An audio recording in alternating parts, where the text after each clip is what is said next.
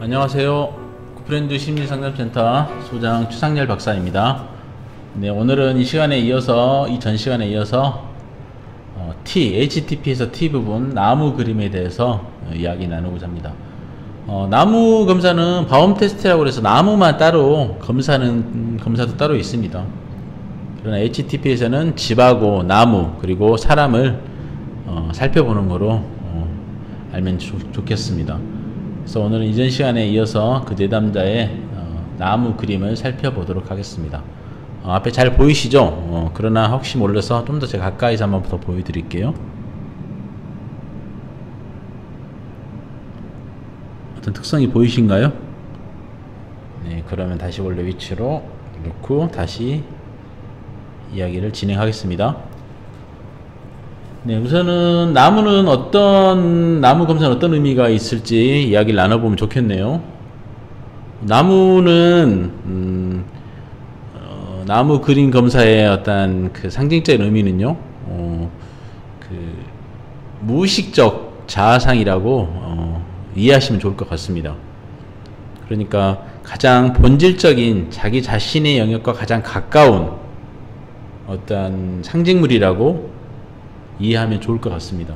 그래서 나무를 어떻게 그렸냐에 따라 그 사람이 현재 가지고 있는 자존감이라든지 어떤 에너지 수준을 파악할 수 있습니다.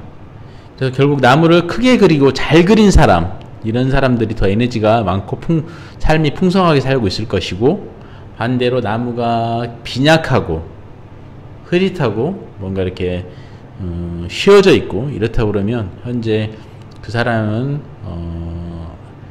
살아오는 과정 속에서 충분한 어떤 환경적 촉진이나 애정 그리고 애착 이런 것들이 부족했을 확률이 높습니다. 그래서 아동에게 있어서 그리고 사람에게 있어서 나무 그림은 매우 중요합니다. 자, 그러면 앞에 보이는 이 그림을 보면요, 우선은 나무가 한쪽으로 쏠려 있죠. 네. 지금 이 쏠려 있는 이쪽 부분이죠. 이쪽 부분은 바로 공간 도식에서 보면 외향의 영역이고요. 그리고 미래의 영역이기도 하고, 그리고 아버지의 영역이기도 합니다. 물론 반대는 어떻게 하겠어요? 네. 내향이기도 하고, 과거, 엄마의 영역이기도 합니다. 그래서 이 친구의 이 그림을 살펴보려고 하면은, 그러면, 앞 그림도 봤지만 연필이 되게 흐릿하게 그려져 있죠. 그 말은 결국 외향일 확률은 없을 것 같습니다.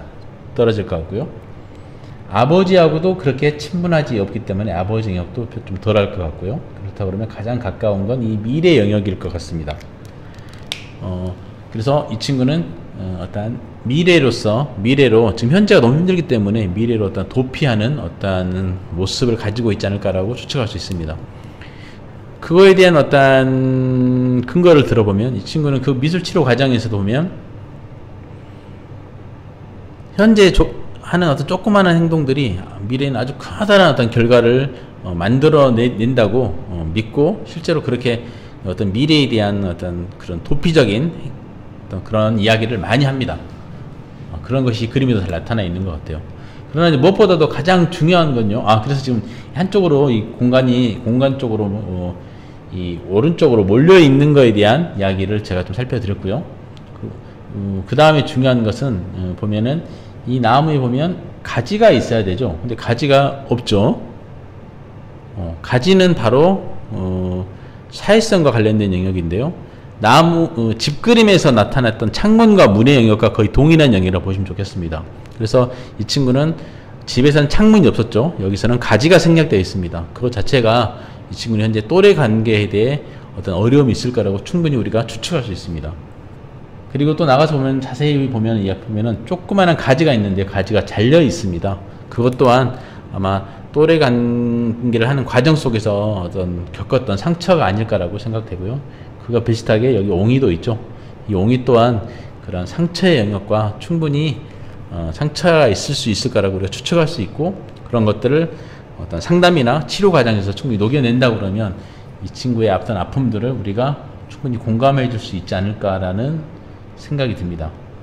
그리고 마지막으로 하나 제가 더 언급하고 싶은 건요, 이 보면은 이 기둥이 잘려서 그런데 보면 되게 크겠죠. 이렇게 그러면 이 나무에서는 가장 중요한 게 실은 이 나무 기둥이거든요. 이제 나무를 이렇게 그린다면 이 기둥이겠죠. 그리고 이렇게. 그럼 이 기둥의 이 두께가 정말 중요해요. 이 두께가 실제로 두꺼울수록 그리고 크게 두껍고 튼튼할수록 어떤 내면의 에너지, 리비도 이런 것들이 크다고 보거든요. 근데 보면 이 친구도 보면 이렇게 해. 그러면 되게 크기 때문에 실제로 그러면 에너지가 많다라고 할 수 있지 않겠습니까? 그러나 이거는 에너지가 많은 게 아니라 과잉 보상이라고 볼 수 있습니다. 다른 것들은 다 부실하게 표현되어 있는데 이것만 크게 그렸다는 것은 이걸 그대로 인정해 주기보다는 지금 나무 기둥을 크게 그림으로써 나 자신을 좀 더 튼튼하고 괜찮은 사람을 보이고 싶다라고 하는 어떤 내담자의 어떤 방어 기제라고 우리가 충분히 추측할 수 있을 것 같습니다. 그래서 정리를 해보면 우선 가장 중요한 가지 생략, 그리고 가지가 잘려 있는 거, 그리고 오른쪽으로 쏠려 있는 이런 그림들, 그리고 되게 연필선이 흐릿하게 그려 있는 거, 이런 것들을 봐서는 이 친구가 지금 현재 위축되어 있고 우울한 감이 높고, 그리고 사회성 부분에 어떤 큰 어려움이 있지 않을까라고 우리가 추측할 수 있을 것 같습니다. 네, 오늘 이 시간 또 나무에 대해서 다뤘고요. 다음 시간에는 사람에 대해서, 사람 그림에 대해서 이야기 나누도록 하겠습니다.